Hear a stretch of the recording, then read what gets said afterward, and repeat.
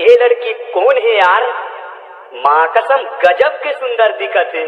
अरे तो ये लड़की नहीं जानस, ये लड़की के महा नस नस ला जाना था।